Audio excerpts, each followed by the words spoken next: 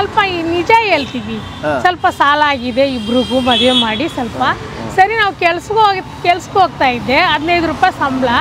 15 ಸಾವಿರಗೆ ಎಷ್ಟು ನಮ್ಮ ಸಾಲ ಹೆಂಗೆ ತೀರಿಸೋದು? ನಮ್ಮ ಮಕ್ಕಳು ಇಬ್ಬರೂ ಜೊತೆಯಲ್ಲಿ ಇಟ್ಕೊಂಡು ಸ್ವಲ್ಪ ಸಾಲ ತೀರ್ಸೋಣ ಅಂತ ನಾನು ಈ ಕೆಲಸ ಮಾಡಿದೆ.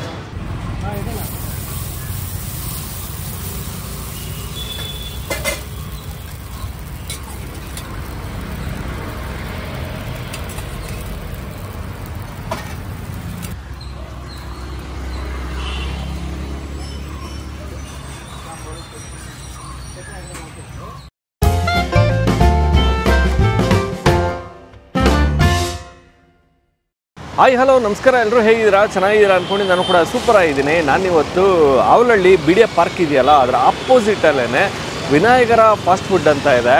ಆ್ಯಕ್ಚುಲಾಗಿ ಅದು ವಿನಾಯಕ ಫಾಸ್ಟ್ ಫುಡ್ ಅಂತಲೇ.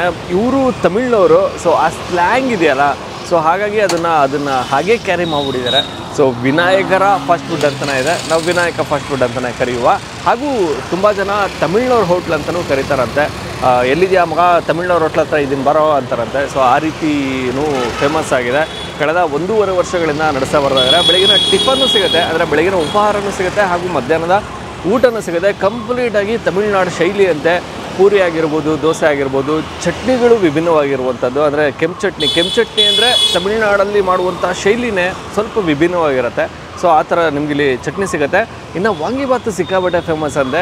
ಕಂಪ್ಲೀಟ್ ಅಡ್ರೆಸ್ಸು ಮತ್ತು ಗೂಗಲ್ ಮ್ಯಾಪ್ ಲಿಂಕು ನಾನು ಡಿಸ್ಕ್ರಿಪ್ಷನಲ್ಲಿ ಹಾಕಿರ್ತೀನಿ, ನೀವು ನೋಡ್ಬೋದು. ಹೋಗೋಣ, ಟ್ರೈ ಮಾಡೋಣ. ಅದಕ್ಕೂ ಮುಂಚೆ ನೀವು ನಮ್ಮ ಚಾನಲ್ಗೆ ಸಬ್ಸ್ಕ್ರೈಬ್ ಆಗಿಲ್ಲ ಅಂದರೆ ದಯವಿಟ್ಟು ನಮ್ಮ ಚಾನಲ್ನ ಸಬ್ಸ್ಕ್ರೈಬ್ ಮಾಡಿ, ವಿಡಿಯೋನ ಲೈಕ್ ಮಾಡಿ, ಶೇರ್ ಮಾಡಿ, ಕಮೆಂಟ್ ಮಾಡಿ ಅಂತ ಹೇಳ್ತಾ, ಅದ್ಭುತವಾಗಿರೋಂಥ ದೋಸೆ ಅಂತೂ ಬೆಂಕಿ ಇತ್ತು, ಮತ್ತು ವಾಂಗಿಬಾತು ಸಿಕ್ಕಾಬಟ್ಟೆ ಫೇಮಸ್ ಅಂತಿದ್ರಲ್ಲ, ಸೊ ಅದನ್ನು ಕೂಡ ಕೊಡಿಸ್ತೀನಿ, ಬನ್ನಿ.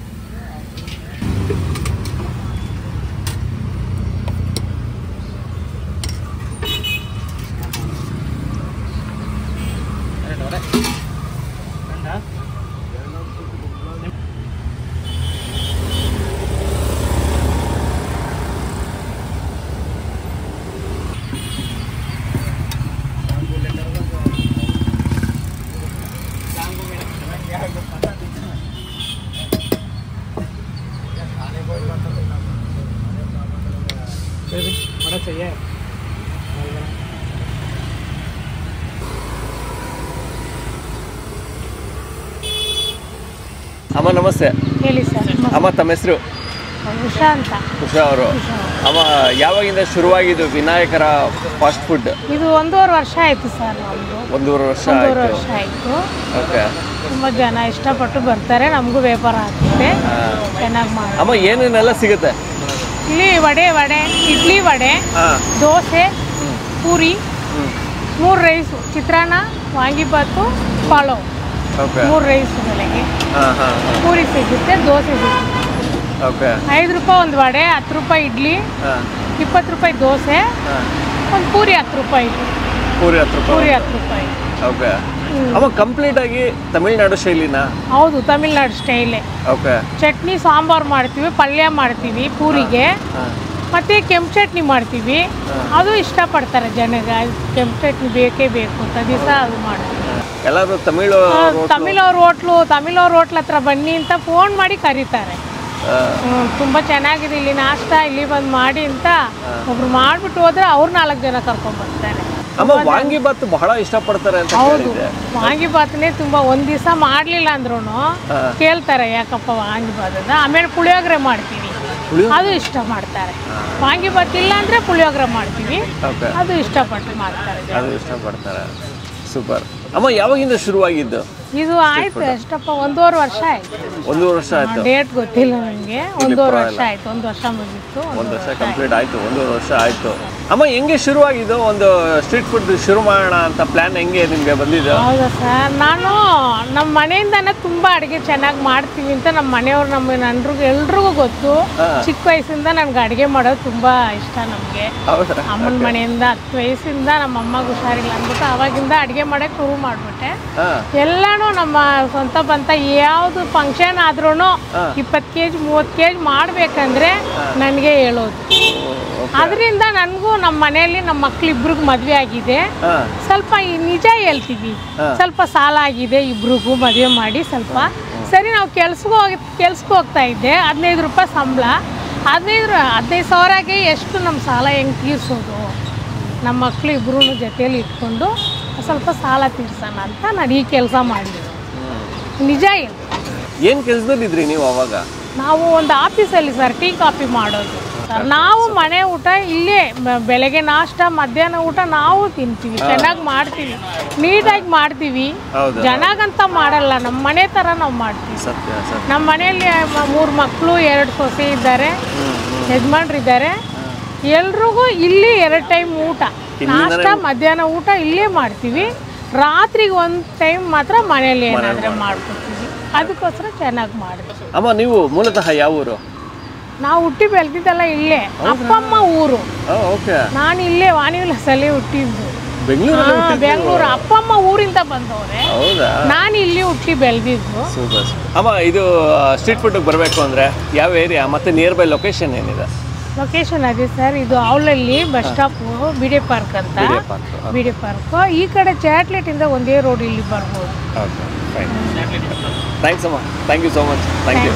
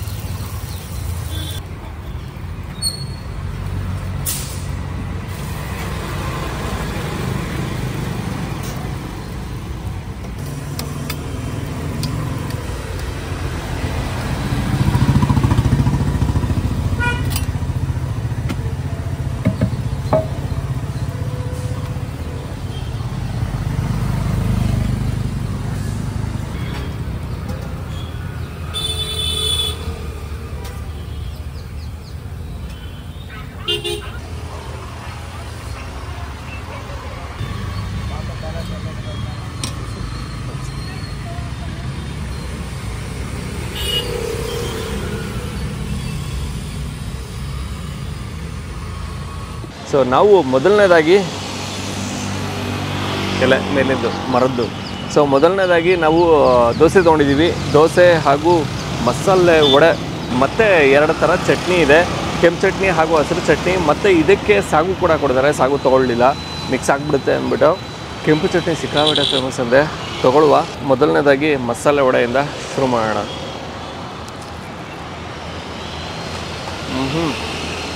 ಗರಿ ಆಗಿದೆ.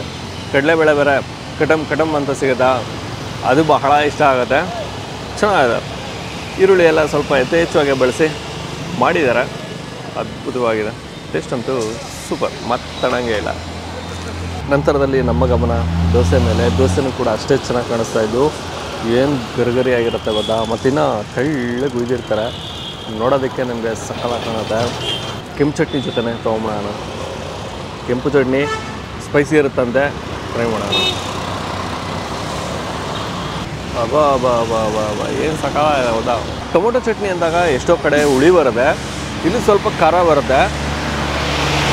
ಮೇನ್ ರೋಡು, ಸ್ವಲ್ಪ ಅಡ್ಜಸ್ಟ್ ಮಾಡ್ಕೊಳ್ಳಿ. ಈ ವಿಡಿಯೋಗೆ ಸೌಂಡ್ ಜಾಸ್ತಿ ಬರುತ್ತೆ ವೆಹಿಕಲ್ದು. ಪಿ ಪಾಪ ಆಗಿರ್ಬೋದು, ರೋನಿದೆ ಒಂದೊಂದು ಕಡೆ. ಸೊ ಅಡ್ಜಸ್ಟ್ ಮಾಡ್ಕೊಂಬಿಡಿ. ಮತ್ತಿನ್ನು ಚಟ್ನಿ ಅಂತ ಬಂದಾಗ ಚೆನ್ನಾಗಿ ನುಣ್ಣಗೆ ರುಬ್ಬಿಡಿದ್ದಾರೆ ಮತ್ತು ಇನ್ನು ಅದಕ್ಕೆ ಒಗ್ಗರಣೆ ಹೆಚ್ಚು ಕೂಡ ಹಾಕ್ಕೊಂಡಿದ್ದಾರೆ.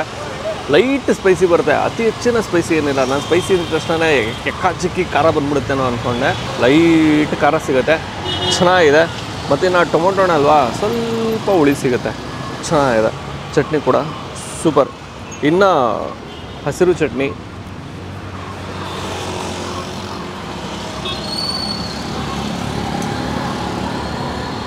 ಮಾಮೂಲಿ ಹಸಿರು ಮೆಣಸಿನ್ಕಾಯಿ ಖಾರ ಅದು ಇಷ್ಟ ಆಗುತ್ತೆ. ಮತ್ತಿನ್ನು ಶುಂಠಿ ಸ್ವಲ್ಪ ಜಾಸ್ತಿ ಬಳಸಿದ್ದಾರೆ. ಆ ಶುಂಠಿ ಫ್ಲೇವರ್ ರಪ್ಪ ಅಂತ ಫಸ್ಟ್ ಸಿಗೋಂಥದ್ದು. ಈ ಚಟ್ನಿನೂ ಸೂಪರ್ ಇದೆ. ದೋಸೆನೂ ಸಕ್ಕತ್ತಾಗಿದೆ. ಇನ್ನು ಬಾಳೆ ಎಲೆ ಬೇರೆ ಹಾಕ್ಕೊಡ್ತಾರೆ ಪ್ಲೇಟ್ ಮೇಲೆ, ಅದು ಕೂಡ ನಿಮಗೆ ಇಷ್ಟ ಆಗುತ್ತೆ. ಕಲಿ ಮಾಡ್ಬಿಟ್ಟು ನೆಕ್ಸ್ಟು ರೈಸ್ ತೊಗೊಬಿಡೋಣ. ಸೊ ಇಲ್ಲಿ ವಾಂಗಿಬಾತ್ ಅಂತೂ ಸಿಕ್ಕಾಪಟ್ಟೆ ಫೇಮಸ್. ವಾಂಗಿಬಾತ್ ತೊಗೊಳ್ದಿದ್ರೆ ಹೇಗೆ, ಸೊ ಹಾಗಾಗಿ ವಾಂಗಿಬಾತ್ ತೊಗೊಂಡಿದ್ದೀನಿ. ಮತ್ತಿನ್ನು ರೈಸ್ ಬಾತು ಕೂಡ ಕೊಟ್ಟರು. ಸ್ವಲ್ಪ ಅದನ್ನು ಟ್ರೈ ಮಾಡಿ, ಇದನ್ನು ಟ್ರೈ ಮಾಡಿ, ಎರಡನ್ನೂ ಟೇಸ್ಟ್ ನೋಡಿ ಅಂತ. ಮೊದಲನೇದಾಗಿ ವಾಂಗಿಬಾತು. ಸೊ ಬದನೆಕಾಯಿ ಎಲ್ಲ ಚಿಕ್ಕ ಚಿಕ್ಕದಾಗಿ ಹೆಚ್ಚಿದ್ದಾರೆ. ಆಹಾ, ಚೆನ್ನಾಗಿದೆ ವಾಂಗಿಬಾತು. ಸೊ ಆ ಬದನೆಕಾಯಿ ಫ್ಲೇವರ್ ಆಗಿರ್ಬೋದು, ಟೊಮೊಟೊ ಹಣ್ಣು ಆಗಿರ್ಬೋದು, ಎಲ್ಲ ಚೆನ್ನಾಗಿ ಬಳಸಿದ್ದಾರೆ, ಸೂಪರ್. ನಂತರದಲ್ಲಿ ರೈಸ್ ಬಾತು, ಕ್ಯಾರೆಟ್ ಬಳಸಿದ್ದಾರೆ ಹಾಗೂ ಬಟಾಣಿ ಬಳಸಿದ್ದಾರೆ. ಇದು ಲೈಟಾಗಿ ಸ್ವಲ್ಪ ಹುಳಿ ಕೊಡುತ್ತೆ ಮತ್ತು ಲೈಟ್ ಮಸಾಲೆ ಸಿಗುತ್ತೆ, ಚೆನ್ನಾಗಿದೆ. ಮಸಾಲೆ ಎಲ್ಲ ರುಬ್ಬಿಟ್ಟು ಬಳಸ್ಬಿಟ್ಟಿದ್ದಾರೆ. ಚಕ್ಕೆ ಲವಂಗ ಆ ಥರ ಏನು ಸಪ್ರೇಟಾಗಿ ಏನು ಸಿಗೋಲ್ಲ, ಚೆನ್ನಾಗಿ ರುಬ್ಬಿಡಿದ್ದಾರೆ. ರೈಸು ಕೂಡ ಚೆನ್ನಾಗಿ ಬೆಂದಿದೆ, ಉದುರುದ್ರಾಗಿ ಸಿಗುತ್ತೆ, ಚೆನ್ನಾಗಿದೆ. ಬಿಸಿ ಬಿಸಿಯಾಗೂ ಸಿಗುತ್ತೆ. ಬಟಾಣಿನೂ ಕೂಡ ಅಲ್ಲೊಮ್ಮೆ ಇಲ್ಲೊಮ್ಮೆ ನಾನಿದ್ದೀನಿ ಅಂತ ತೋರಿಸ್ಕೊಳುತ್ತೆ, ಚೆನ್ನಾಗಿದೆ. ಆ್ಯಕ್ಚುಲಾಗಿ ನನಗೆ ರೈಸ್ ಬಾತ್ಗಿಂತ ವಾಂಗಿಬಾತೆ ಅಲ್ಟಿಮೇಟ್ ಅನಿಸಿದ್ದು, ಅದು ಭಲೇ ಇಷ್ಟ ಆಯಿತು. ಓಕೆ, ನಾನು ಈ ವಿಡಿಯೋನ ಈಗ ಏನು ಮಾಡ್ತಾಯಿದ್ದೀನಿ. ಮತ್ತೊಮ್ಮೆ ನಾನು ನಿಮ್ಮನ್ನು ನೆಕ್ಸ್ಟ್ ವಿಡಿಯೋದಲ್ಲಿ ಭೇಟಿ ಮಾಡ್ತೀನಿ. ಅದಕ್ಕೆ ಮುಂಚೆ ನೀವು ನಮ್ಮ ಚಾನಲ್ಗೆ ಸಬ್ಸ್ಕ್ರೈಬ್ ಆಗಿಲ್ಲ ಅಂದರೆ ದಯವಿಟ್ಟು ನಮ್ಮ ಚಾನಲ್ನ ಸಬ್ಸ್ಕ್ರೈಬ್ ಮಾಡಿ, ವಿಡಿಯೋನ ಲೈಕ್ ಮಾಡಿ, ಶೇರ್ ಮಾಡಿ, ಕಮೆಂಟ್ ಮಾಡಿ ಅಂತ ಹೇಳ್ತಾ ನೆಕ್ಸ್ಟ್ ವಿಡಿಯೋದಲ್ಲಿ ಭೇಟಿ ಆಗ್ತೀನಿ.